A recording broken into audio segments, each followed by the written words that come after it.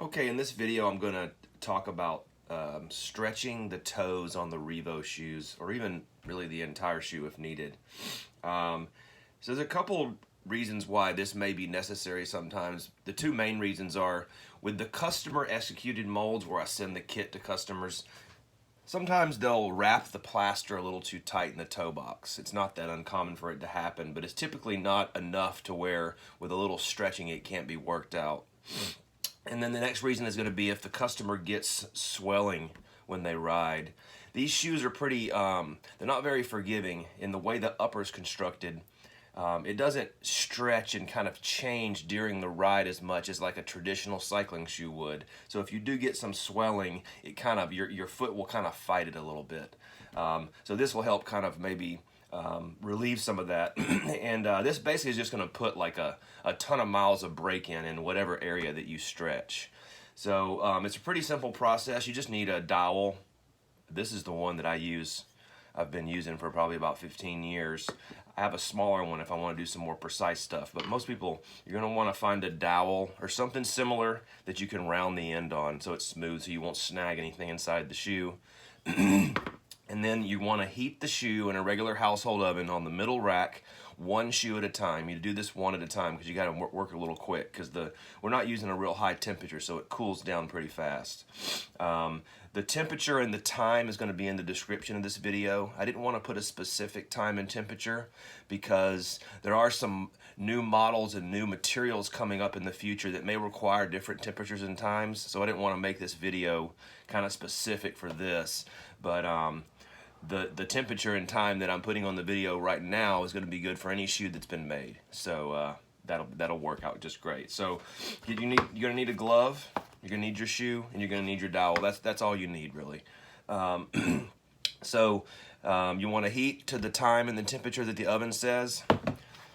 When you pull it out, put the glove on the hand that you're not going to be holding the dowel with because you just want to grab the shoe with that one. It's not going to be tremendously hot, but it's going to be hot enough to where it's going to restrict how much of a grip you can get on the shoe. So you just want to undo the whatever closure system you have, and quickly when you pull it out of the oven you want to get that dowel and you just kind of push it in there, and hopefully you can see on here this shoe's not heated so it's not going to push too much, but you can see it there a little bit how it pushes.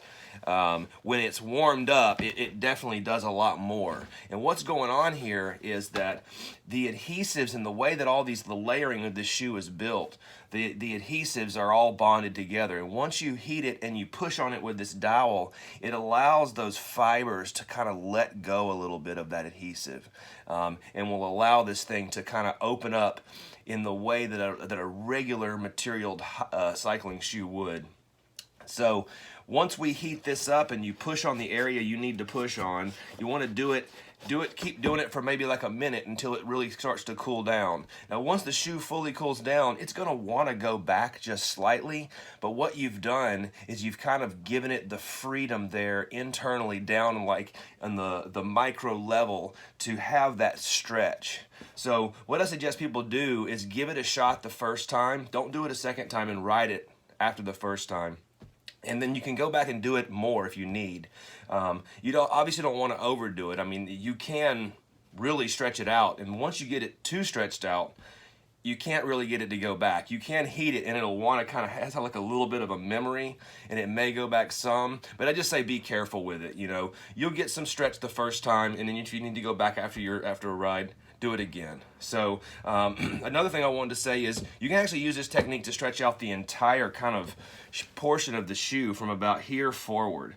If you want to do that, you want to have these clasped before you put them in the oven, or whatever closure system you have it closed up, and when you pull it out from the heat, you can work on the entire shoe like this. This is good for people who maybe have bought shoes from someone else or something and they just simply don't fit correctly through here. You can, because there's more material here, you can get more stretch out of that. So you can go through the entire shoe with that clasp and then go from both sides and really kind of stretch on that, and that will open up those fibers and let that shoe open up.